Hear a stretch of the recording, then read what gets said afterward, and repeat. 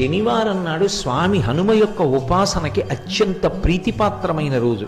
శనీశ్వర గ్రహాన్ని తన తోకకి చుట్టి ఆయన మీద శని యొక్క ప్రభావం లేకుండా చూసి శిక్షించినటువంటి వారు స్వామి హనుమ. హనుమని ప్రార్థన చేశాడు శనీశ్వరుడు, అయ్యా నీ చేత నేను ఇప్పటికే చాలా హింసింపబడ్డాను, నన్ను నీ తోక నుంచి విడిపించు, నీకేం కావాలడుగని అడిగాడు. అడిగితే స్వామి హనుమ శనీశ్వరుని నుండి ఒక మాట పుచ్చుకున్నారు, ఎవరు నాకు పరమ భక్తులై ఉంటారో అటువంటి వారి జోలికి నువ్వు వెళ్ళకూడదు. ఒకవేళ జాతకంలో శనీశ్వరుని యొక్క ప్రభావం చాలా విశేషంగా ఉండేటటువంటి వారు కూడా హనుమ యొక్క అనుగ్రహానికి నోచుకున్న వారైతే అటువంటి వారందరికీ కూడా శనీశ్వర గ్రహం యొక్క ప్రభావం విశేషంగా ఉండేటటువంటి అవకాశం ఉండదు.